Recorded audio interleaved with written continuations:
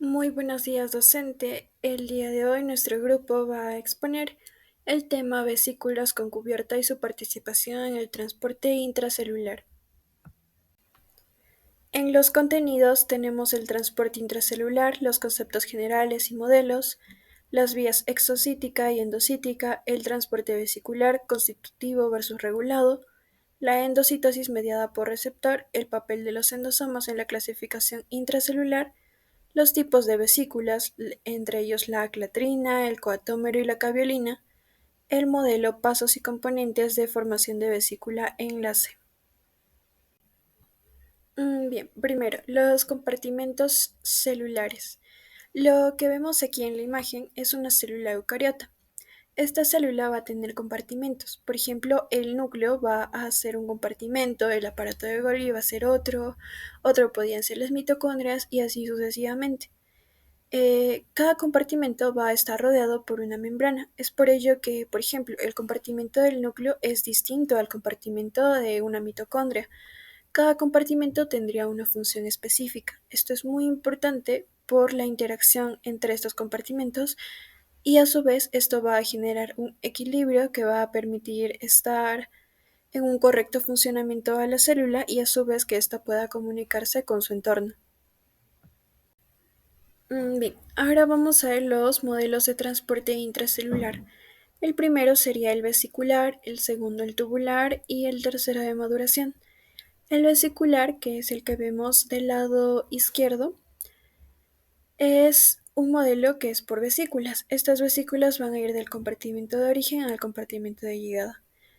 Algunas de estas vesículas van a estar cubiertas por una proteína, la cual es la catrina. El segundo transporte es el transporte tubular, que como podemos ver en la imagen central, va a formar un tipo de tubos, es por ello que es un transporte tubular.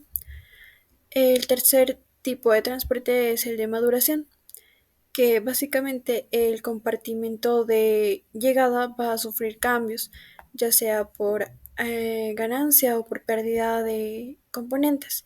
Estos van a generar una alteración en su estructura, lo que es la maduración. Señales peptídicas para la endocitosis. Las señales peptídicas son secuencias cortas de aminoácidos que se encuentran en el dominio citoplasmático de muchas proteínas transmembranas.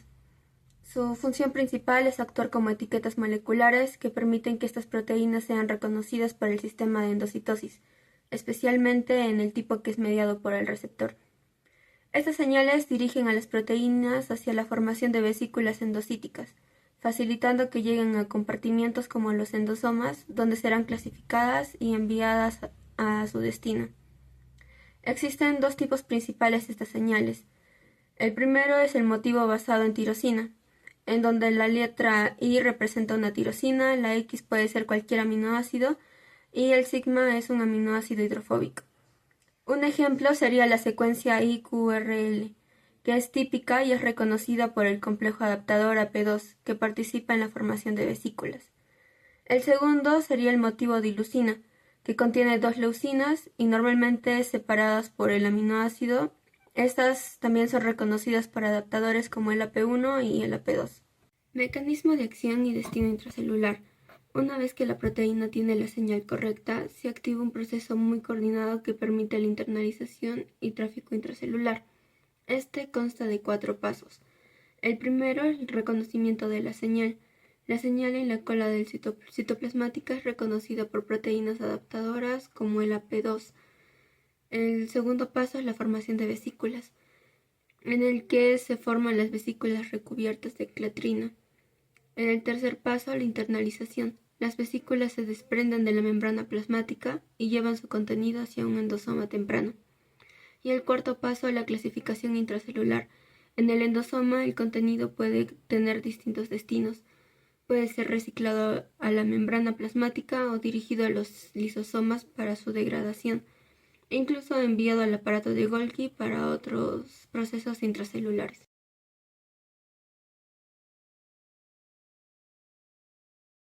Endocitosis mediada por un receptor es un proceso clave en el transporte intracelular que permite a la célula captar moléculas específicas incluso cuando están en bajas concentraciones en el medio extracelular.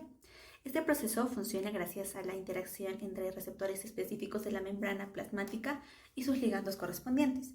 Cuando estas moléculas se unen a sus receptores, forman complejos receptor-ligando en zonas específicas de la membrana llamadas parches. Esas áreas se invaginan formando vesículas que transportan las moléculas al interior celular. Este mecanismo es altamente eficiente y selectivo, con al menos 25 tipos diferentes de receptores identificados que participan en esta vía. Es esencial para funciones como la regulación metabólica, la señalización celular y la defensa contra patógenos. También tenemos ejemplos fisiológicos, funcional y clínica del mecanismo. La endocitosis mediada por es fundamental, es esencial para el funcionamiento adecuado de como las LDL o lipoproteínas de baja densidad. Sin embargo, que transportan el colesterol esencial para la síntesis de membranas celulares, cosas pueden surgir o generar problemas más graves. Los receptores de LDL están ausentes o no funcionan correctamente, facilita su entrada a las células para formar en forma eficiente y otra provoca la acumulación. También tenemos las hormonas como la insulina y su depósito en esta vía para regular los niveles causando arteriosclerosis, que suelen promover procesos anabólicos y estrecha las arterias. Ciertos virus, este ejemplo subraya cómo las aspiraciones para entrar a las células pueden tener consecuencias y réplicas a nivel clínico, que ilustrando la importancia de este mecanismo que puede ser explotado en biología básica como en medicina. Cada ejemplo muestra también tenemos la importancia funcional y clínica para la función celular, endocitosis como para la interacción con él para el funcionamiento adecuado de medicina. Luego tenemos la captación del colesterol como modelo clásico. La captación del colesterol a través del LDL es uno de los ejemplos mejor estudiados de la endocitosis mediada por receptor. Las LDL son partículas que transportan colesterol en la sangre, rodeadas por una monocapa lipídica y una proteína externa que sirve de señal para los receptores celulares. Cuando la célula necesita colesterol, sintetiza receptores de LDL y los incorpora a su membrana plasmática. Esos receptores reconocen y se unen a las LDL en zonas específicas de la membrana, formando invaginaciones que generan vesículas. Una vez dentro de la célula, las vesículas se fusionan con compartimentos intracelulares donde las LDL se separan de los receptores y son degradados, liberando el colesterol. Este colesterol es usado para la síntesis de membranas, hormonas esteroideas y otras funciones esenciales. También tenemos el papel de los endosomas en la clasificación intracelular. Los endosomas no solo son puntos de tránsito, sino que también plataformas de clasificación molecular. Tras la disociación del complejo receptor-ligando, los receptores regresan a la membrana plasmática, permitiendo que la célula conserve recursos al no necesitar sintetizar nuevos receptores constantemente, y los ligandos, como el colesterol, transportado por el LDL, son enviados a los lisosomas y allí se degradan y liberan componentes como lípidos, aminoácidos, que serán aprovechados en procesos como la síntesis de membranas, almacenamiento de energía o señalización celular. Esta función de los endosomas es crucial para mantener la organización y la eficacia en las actividades intracelulares. Hablemos sobre la vía exocítica del transporte celular. Su función va a ser el transporte de proteínas recién sintetizadas en el retículo endoplasmático rugoso hacia su destino final. El recorrido va a ser el retículo endoplasmático rugoso, el aparato de Golgi y el destino final. El destino final, las proteínas pueden llegar a ser a la membrana plasmática, los lisosomas, el medio extracelular, o sea, la secreción, o gránulos secretores.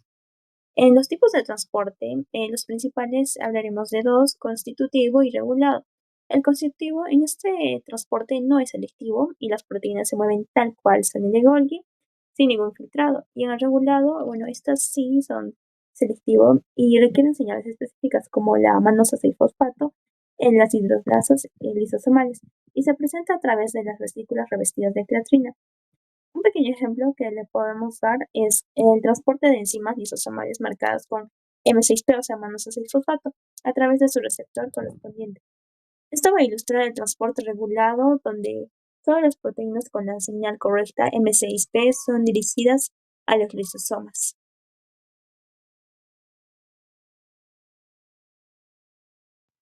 Bueno, ahora hablaremos del transporte vesicular. Este es un mecanismo esencial que permite movilizar materiales dentro de la célula y hacia el exterior.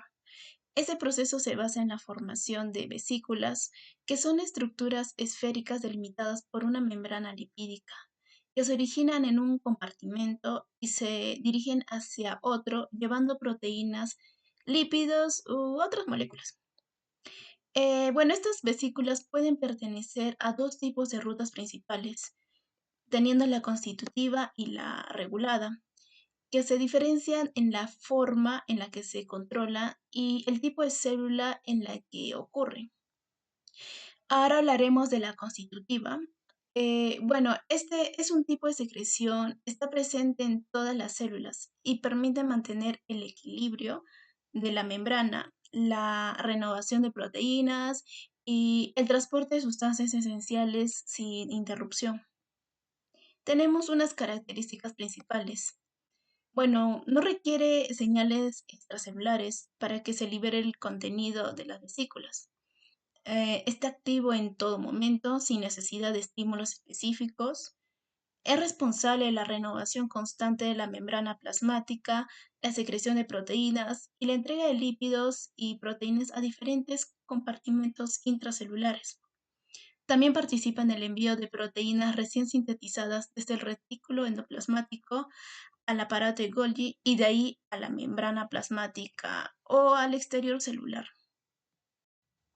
El transporte regulado. Este tipo de secreción está presente en células especializadas y permite una respuesta rápida y controlada ante ciertos estímulos.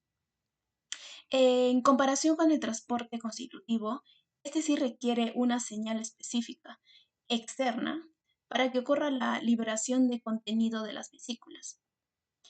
Bueno, las vesículas se forman y almacenan en el citoplasma, pero no se fusionan con la membrana plasmática inmediatamente. Bueno, este también permite una respuesta rápida y precisa ante ciertos estímulos y se utiliza para liberar sustancias como los neurotransmisores, hormonas o enzimas digestivas.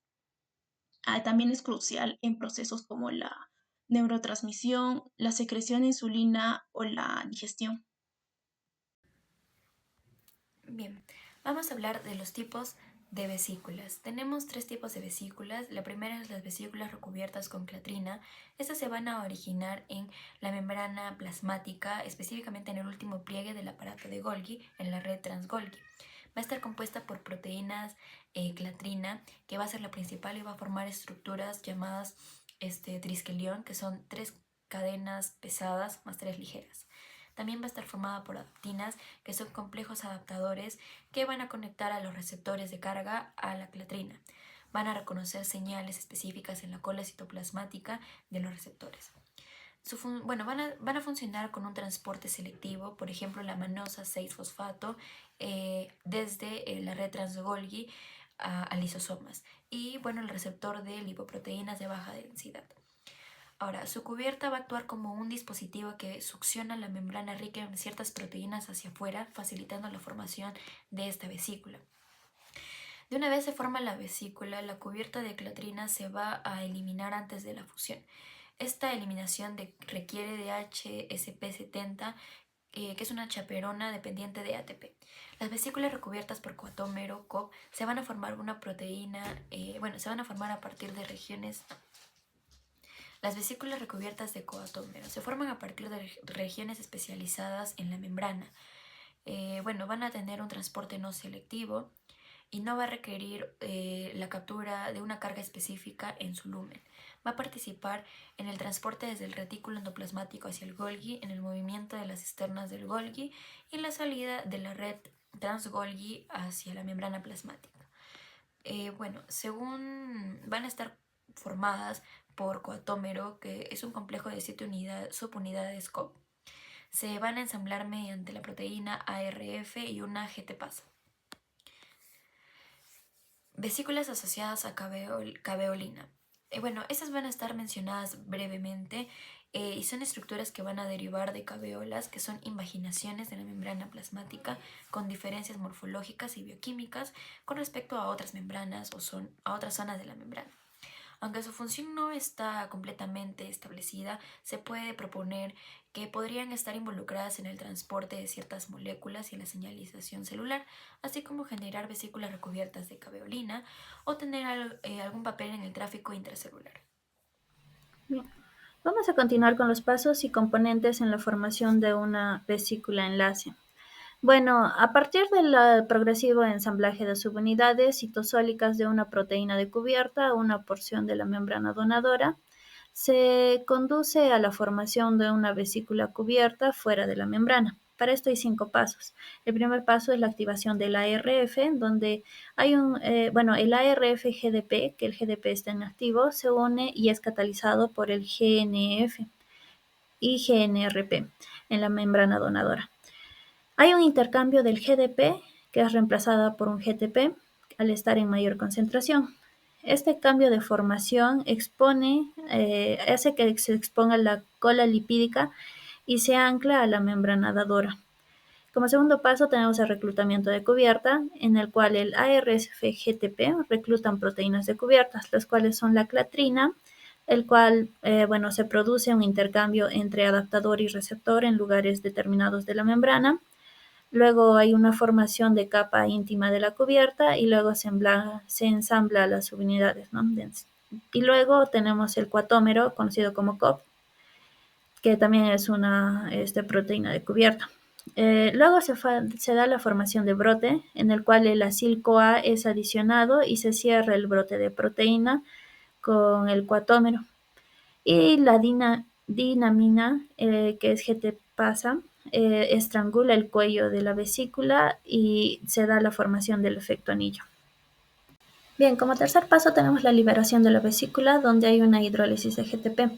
El GAP activa la hidrólisis del GTP en ARF, formando así el ARF-GDP nuevamente, y donde, se va al cuarto paso, el cual es el desamblaje de cubierta, donde el ARF-GDP que está inactivo se desprende dejando una vesícula cubierta. La catrina se disocia inmediatamente y la catrina libre del ARG requiere de una proteína, el cual es el HSP70, que es una chaperona ATP dependiente, y para liberar los triskeliones. Y como quinto paso tenemos la preparación para fusión, el cual la vesícula desnuda expone proteínas de fusión para reconocer el compartimiento destino. Bien, tenemos acá un cuadro, el cual nos dicen cuáles son las proteínas principales, como es el ARF, que tiene una función de iniciar el ensamblaje de cubierta y está regulado por el GTP-GDP más el GNF y el GAP. Y la proteína dinamina, el cual tiene una función de estrangulamiento de brote vesicular y pues su regulación es GTP dependiente. Y la proteína HSP70, la cual tiene una función de desamblaje de clatrina y pues su regulación es el ATP dependiente. Gracias. Ahora continuaremos con las preguntas del cuestionario. Empezamos con la pregunta número 1. Pasos que sigue una proteína integral recién sintetizada para insertarse en una membrana celular. Bueno, antes de explicar los pasos que una proteína integral sigue para insertarse en una membrana, es fundamental que comprendamos algunos términos. Las proteínas integrales tienen la capacidad de atravesar la bicapa lipídica de un extremo a otro, y su interacción con los lípidos circundantes es crucial para la formación de la bicapa y para regular el paso de sustancias dentro y fuera de la célula. Ahora sí hablaremos de los pasos simples y sencillos a tener en cuenta para esta inserción. El primer paso sería el receptor específico, ya que un receptor específico en la membrana va a facilitar el proceso de integración de la proteína en un lugar determinado de la membrana plasmática. El 2 sería la secuenciación de señalización interna. O sea, una secuencia de señalización interna va a determinar la finalización o terminación del proceso de transferencia de la proteína. Y el 3 es la finalización de la síntesis. Nos dice que una vez completada la síntesis, la proteína integral estará unida de manera adecuada a un lugar específico de la membrana. Y esta unión puede ocurrir de forma lineal, o sea, traslación, o de forma de zigzag, dependiendo del tipo de proteína integral que ésta sea. Y estos son unos pasos muy fundamentales para poder comprender el proceso de inserción de las proteínas integrales en las membranas celulares. Estas van a estar destacando la importancia de la interacción precisa entre las proteínas y los componentes lipídicos para mantener la integridad y funcionalidad de la membrana. Respondiendo a la pregunta 4 sobre cómo son dirigidas las proteínas recién sintetizadas a compartimentos subcelulares específicos, bueno, las proteínas recién sintetizadas van a ser dirigidas a sus destinos celulares mediante mecanismos de transporte intracelular que van a ser específicos. Van a asegurar que cada proteína llegue al compartimento donde debe cumplir una determinada función. Este proceso va a ser esencial para organizar y para el funcionamiento de las células eucariotas. Algunos de estos mecanismos van a ser las señales de direccionamiento. Las proteínas van a poseer secuencias o señales que van a actuar como etiquetas para el destino final.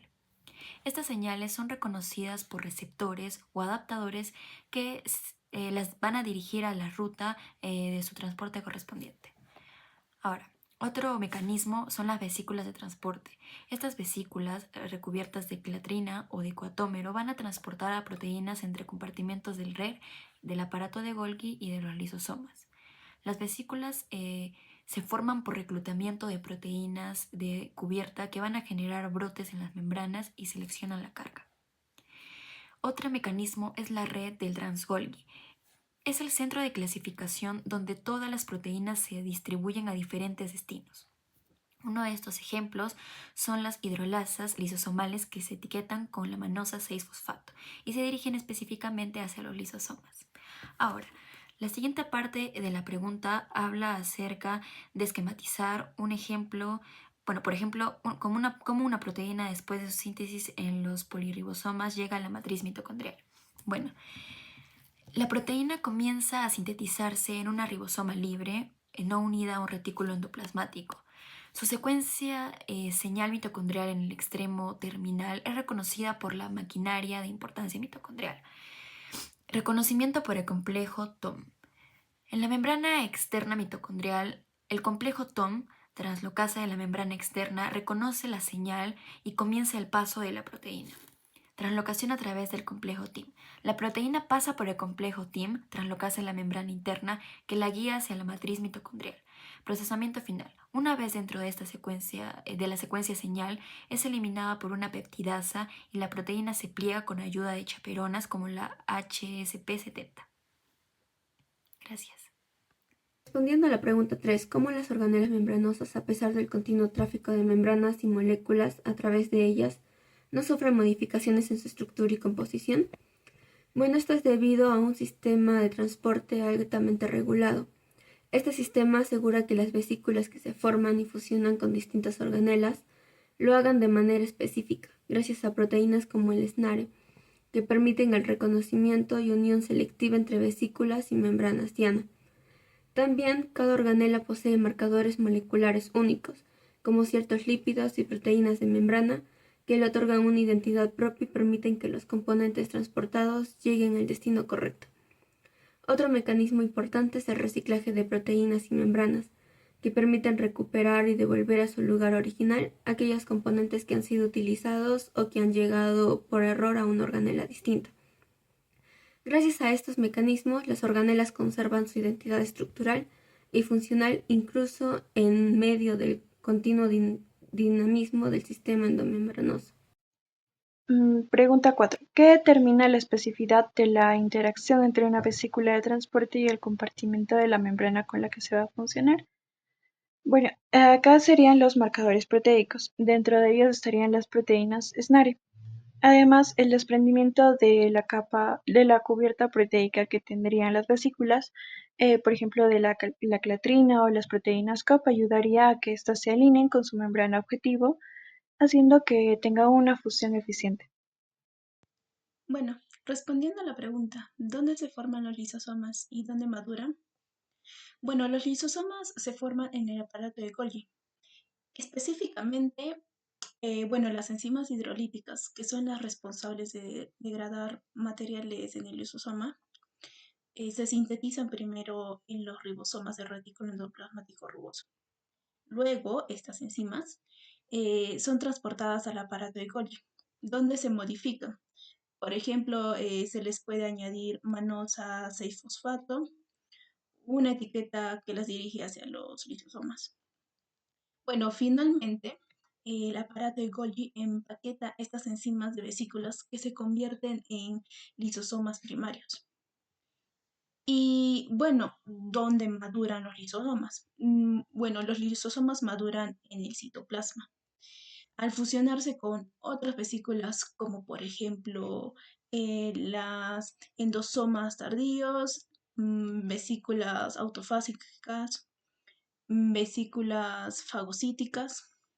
Bueno, cuando los lisosomas primarios se fusionan con una de estas estructuras ya mencionadas, se convierte en un lisosoma secundario o también llamado lisosoma maduro, donde ya ocurre activamente la degradación del material.